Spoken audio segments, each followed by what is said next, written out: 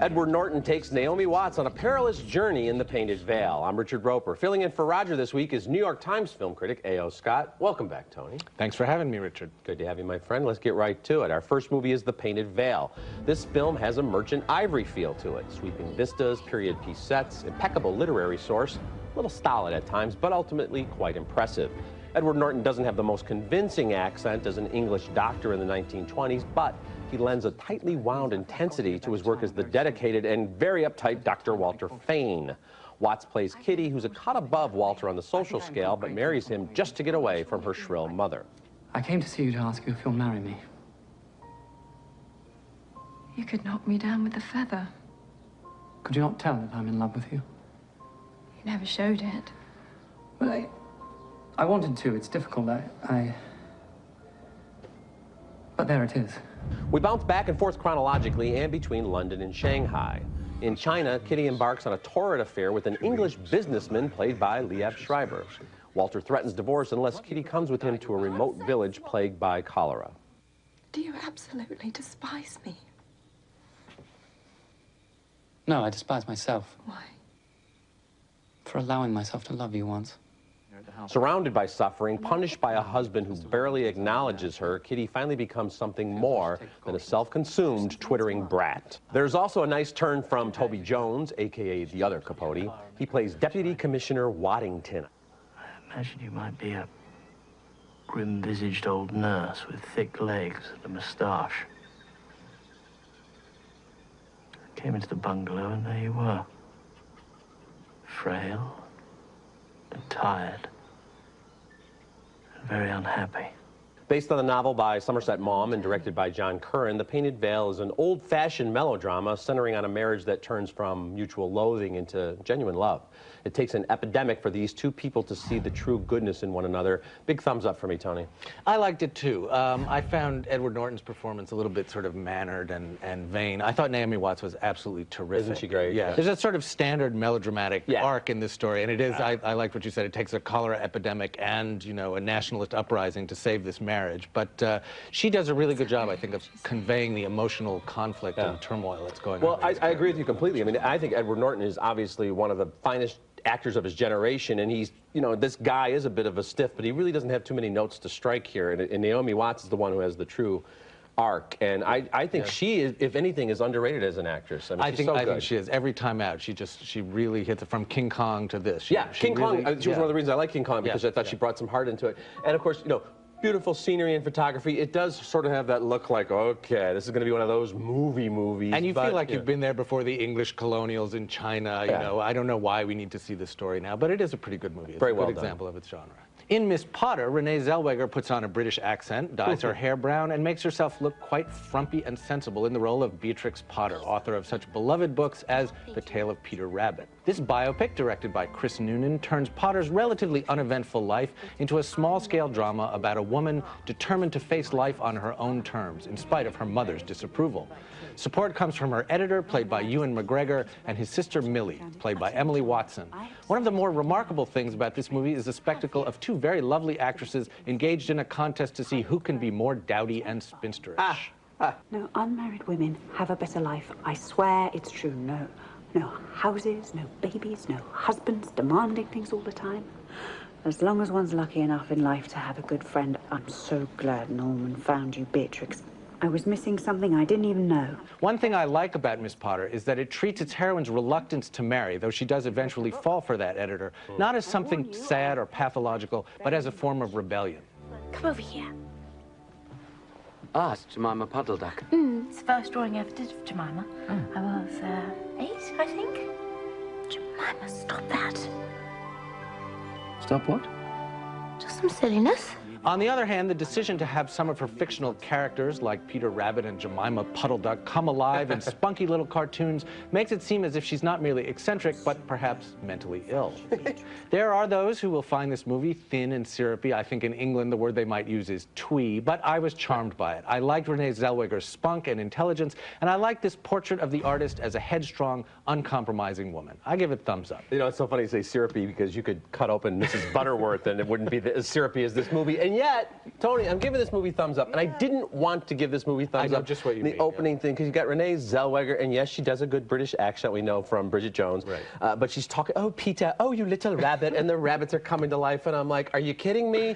But the story really grows on you, and it's very sweet, and it's beautiful to look at, and she is such a great character herself, this author who bought up all this land and did all these wonderful things for the English countryside. So for all those reasons, it works. I mean, it works. A little bunny thumbs up for me as well. I think so in the end. Although I do like the fact too that, you know, even in a movie like this, she's a spinster, but then who shows up to be our editor? Oh, it's just Ewan McGregor. It's Ewan McGregor, who's also, you know, sort of virginal and shy and has never been with a woman before. But and we've seen that kind of things before, where the mother doesn't approve because it's the wrong social class. In fact, we were just seeing it in the previous movie. Yes, there are odd similarities. Although no cholera in this one. No, but apparently there was some sort of class system in Britain, and there still might be on One some hears, level. yes. All right, my friend. Later in the show, Guillermo del Toro's Pan's Labyrinth.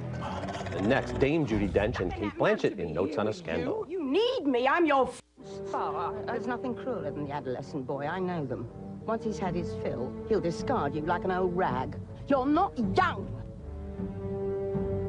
I say this to help you. End it now. Dame Judi Dench and Kate Blanchett are perhaps the most impressive acting duo of the year in the tart and deliciously salacious Notes on a Scandal. Dench is one of the most menacing spinsters this side of Kathy Bates in Misery, though her madness is a bit more subtle. No hobbling. She plays Barbara, one of those hard-faced career school teachers who frightens the students and has no friends beyond her spoiled house cat. And then comes Blanchett's Sheba, the striking bohemian art teacher who actually seems to take a liking to Barbara. Do you want to come to lunch on Sunday? I always knew we'd be friends. They do things differently in bourgeois Bohemia. Marriage and kids, I mean, it's wonderful. It doesn't give you meaning. Exactly what you mean. Barbara's narration of the story comes straight from her voluminous personal journals, which are filled with every detail of her increasingly one-sided friendship with Sheba, and then scandal of the most shocking sort. But you won't tell anyone. Who would it benefit? Not you or the boy, and certainly not the school. No, this is a private matter, and we must keep it so. Instead of turning Sheba into the authorities, Barbara engages in emotional blackmail, forcing herself into just about every corner of Sheba's life. Get the bloody car! Give me a minute! Will you? I can handle this! Oh, I'm to be handled, am I? Like toxic waste. You see me on sufferance, I'm an imposition to be tolerated. No, of course not. I love our time together. I'm your good friend. Then stay with me. Notes on a Scandal is a brilliant adaptation of the terrific novel by Zoe Heller, erasing my concerns that something might get lost in the translation. For a film that dips into Mary Kay Letourneau, teacher-student tawdriness, it never really turns unseemly or gratuitous. Sheba's affair with the underage student is, of course, criminally irresponsible and deeply hurtful to her family and his family, but she's not a monster, she's a mess. The true villain of the story is Barbara, who could not care less about how the affair will impact the boy or his family or Sheba's husband and children. She sees it as an opportunity to cradle Sheba in her web. It is a chilling and memorable performance by Dame Judith. Big thumbs up, Tony. A smaller one for me. Really? I have to say, I was very entertained by this movie, and I thought it was very, very well constructed and suspenseful. And the two actresses, you're right, are terrific. And Bill Nye as Sheba's husband, you know, I always like to see him show up. Yeah. For me, it felt a little bit like Fatal Attraction meets The History Boys. I wasn't entirely convinced by the psychology of the characters. Really? I thought it was one of those cases where the acting was stronger than the writing, than the conception of the characters. I disagree. I think the writing here is first rate. I mean, the novel was great. I think the adaptation is really crisp, and every scene to me played out as it would in a situation like that. Well, it wasn't quite dramatically credible for me, and the thing that almost tipped my thumb down that really bothered me about this movie was the score. Philip Glass is a great composer, but his work in movies just really, it's like nails on a blackboard. Becomes too much of a character in the movie. I found it really oppressive, and it's pushing you in a way that I wish that the actors could have pushed me more than the score. I thought in this case the Philip Glass music worked, and you mentioned Fatal Attraction meets The History Boys. Given what I thought of The History Boys, I wish it had. Okay. And coming up next, Perfume. How does it smell? Good Lord, Lawrence, why are you slapping a monkey? Looking at movies now in theaters, which I reviewed with Ann Thompson from The Hollywood Reporter. We split on A Night at the Museum. She actually liked it. It has Ben Stiller and Owen Wilson. Stay away from it, please. We split again on We Are Marshall with Matthew McConaughey and Matthew Fox. And 2 thumbs up for Robert De Niro's The Good Shepherd with Matt Damon and Angelina Jolie and a whole bunch of other Oscar winners. Next up is Perfume, the story of a murderer. It's based on German novelist Patrick Susskind's international bestseller of the same name, and it was directed by Tom Tykwer, still best known for Run, Lola, Run. It tells the story of a young man born in appalling circumstances in 18th century Paris who is gifted, or cursed, with a morbidly acute sense of smell. This young man, named Jean-Baptiste Grenouille, it means frog in French, eventually goes into the perfume business, in which he is trained by the great Baldini, played with hammy relish by the great Dustin Hoffman. I don't know what a formula is, but I can make a more in psyche for you now. And you think I just let you slop around in my laboratory with essential oils that are worth a fortune? You. Yes. Now pay attention. Now, Hoffman is clearly having fun with this role, but the rest of the movie is silly in the way that only a wig and feather movie with literary pretensions can be. Grenouille's obsession with smell leads him to the town of Grasse, where he sets out to make the world's greatest perfume, according to a recipe of his own devising. 12 virgins and 1 prostitute, who must be killed and covered in animal fat before they are left out in the street naked as if they were supermodels posing for a Helmut Newton photo spread. Oh.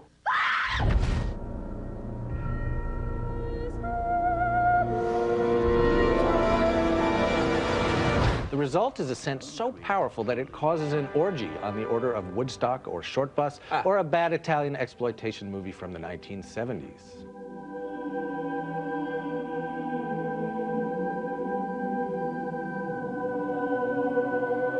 The director, Tom Tykwer, meanwhile, tries to convey Grenouille's mania in the most literal-minded way. The character's nose twitches, and the camera traipses off to show us just what his delicate nostrils are picking up. This movie goes on for far too long. 2.5 hours, takes itself much too seriously, and never turns Grenouille, played by an inert British actor named Ben Whishaw, into either a sympathetic monster or a creepily fascinating victim. I apologize in advance for what I'm about to say, but after 5 shows, I think I've earned the critics' right to a bad, obvious pun. Perfume stinks. Well, I good and well hated this movie, and you have earned the right, my friend. I don't even know where to begin, but one of the main problems, you mentioned this actor, Whishaw, his last name is, there's nothing to this guy, and in a movie that goes on and on for 2.5 hours, we never once get a sense of how he would be able to kill these women and leave them out in plain sight time after time after time. It's also, Tony, it's so ugly, this movie, yes, and grotesque to look at, and it's just a mess. I'll tell you what this movie needed.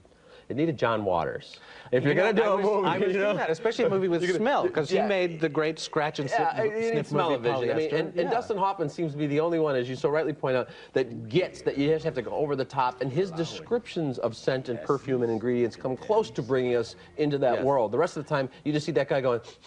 Right, or you see close-up shots of a rotting fish, as if you held the camera on a rotting fish for a full minute, we could actually smell it in the theaters. Hated it. Next is one of the most exciting and visually impressive adult audience fables since the Lord of the Rings movies. Pan's Labyrinth, which ranked at #2 on Tony's Best of the Year list, is a strange and beautiful and sometimes creepy fairy tale set in Civil War-ravaged Spain in the 1940s. Ivana Baquero is wonderful as Ophelia, a little girl whose father died in the war. She travels with her pregnant and sickly mother to the military base run by her mother's new husband, the sadistic Captain Vidal. The book-loving Ophelia soon escapes into a fantastical world where she's told that she's a princess. But to reclaim her rightful place, she must accomplish 3 tests. Pasearemos por los 7 patios concéntricos de vuestro palacio. No sé que lo que dices es verdad. ¿Por qué habría de mentiras un pobre fauno como yo? As Captain Vidal mistreats her mother, tortures prisoners, and battles guerrilla forces lurking in the hills, Ophelia delves deeper into the parallel world, which is filled with creatures even more hideous and frightening than that cruel captain.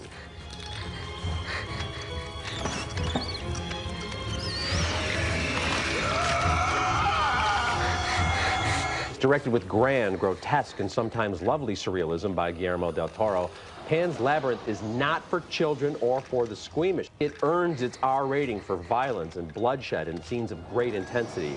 Ophelia's fairy tale world is just as dangerous and frightening as the war zone military camp, but the difference is that in the Labyrinth, Ophelia has some control of her own destiny. This movie works as a wartime drama and as a fantastical adventure, and when the two worlds collide, it's thrilling cinema. It's very weird, it's very memorable. I don't even know I'd need to experience it again because it's so weird and memorable. Big thumbs up. Yes, absolutely. It's a beautiful movie. It's devastating. It's heartbreaking. It's thrilling and strange. It really is a tour de force. I mean, it's hard for me to think of another director who's working in horror movie, in fantasy, in political melodrama, who's showing the adult world and the child's world. It's such a self-contained, such a Del Toro's made a lot of interesting films. I think this is yeah. his masterpiece to date. I and think Tony, so. you know, the Labyrinth, of course, is what's going to be the star, if you will, of this movie, and it's great to look at and everything. But the actual drama involving the captain and the mom and the guerrillas, that in and of itself is a successful wartime drama. Yes, I mean, that's based all in reality, and yes, it's really well done as well. And it's thrilling and it's upsetting, and a great villain. Sergi Lopez is just amazing. Yeah, as well, I don't want to get into too yes. much detail, but just remember, folks, this is not, after the holidays, oh, we've seen Happy Feet. Don't take the kids to see this. This is for grown-ups. Okay, coming up next, an action film that's also absolutely beautiful. I'll show you one I'm very fond of. Are you a gambling man? On occasion, yes.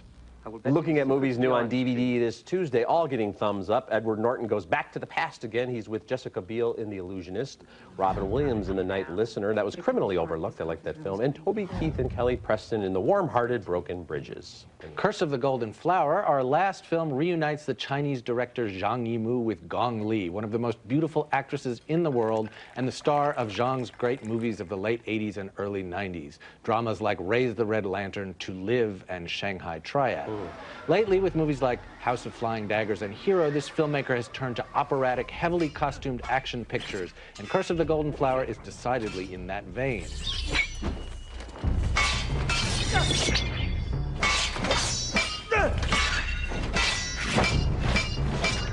It's the 10th century, and Gong Li is the second wife of the emperor, played by a very grouchy Chow Yun-fat.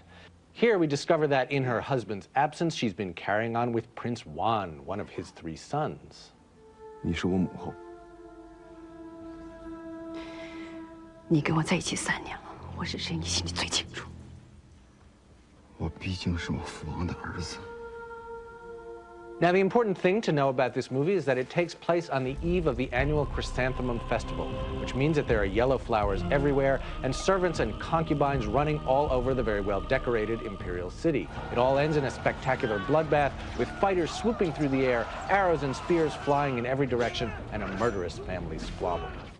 But in spite of some operatic emoting by Gong Li, who has some very fine Bette Davis moments and good work by the rest of the cast, I found Curse of the Golden Flower in the end to be pretty much devoid of feeling, humor, or dramatic interest. I'm a little surprised to find myself saying this, since I've admired Zhang Yimou's work in the past, but I give this one, in spite of the pretty colors and the cast of thousands, a thumbs down. I don't know, you're describing a lot of things there that I'm thinking, yeah, that sounds like something I want to see. I give a big thumbs up, Tony. I'm very surprised that you didn't like this movie. I think it's one of those movies that either work, you either get caught up in it. How could you not get caught up in it? First of all, it's unbelievably beautiful. The sets and the flowers and the battle sequences and the Gong Li and here's one of those movies I want to see the behind the scenes making of, because I want to know how they kept those bosoms from heaving just that last quarter inch. There was a lot of bosoms thing. held in checks, but it's one of these movies where the actors and the story felt trapped in the costumes and the decor, and I couldn't see anything that had any feeling in it beyond the decor. Are you kidding me? It's operatic in its feeling, and there's a lot going on here, and there's murders and betrayals and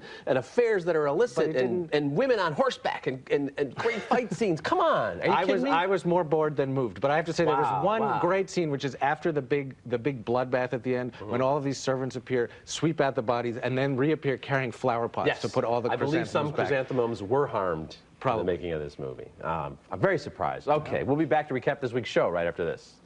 Closed captioning for Ebert and Roeper is sponsored by... Okay, recapping the movies on this week's show. 2 thumbs up for The Painted Veil, 2 thumbs up for Miss Potter, 2 thumbs up for Notes on a Scandal, 2 thumbs way down for Perfume, the story of a murderer, 2 thumbs way up for Pan's Labyrinth, and a little bit of a split on The Curse of the Golden Flower. I bestow on you a Curse of the Golden Flower, but I do thank you once again for joining us, Tony. Well, it's been a pleasure as always, Richard. Thank you. Alrighty then. And you can check out our brand new website at themoviestv.com. That's it for this week's show. Next week, director Kevin Smith and I will reveal our picks for the worst movies of 2006. Until then, the balcony is closed.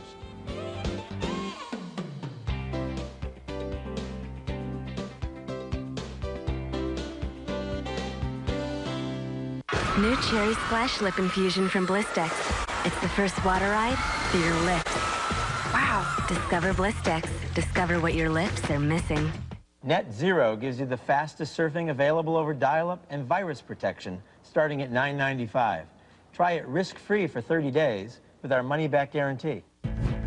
It's Lane Bryant's biggest sale of the year. Save up to 80% throughout the store starting December 26th at Lane Bryant and lanebryant.com. Snore Stop, proven effective to stop or reduce the symptoms of snoring. Available in spray and tablets at a store near you. Snore Stop, it works.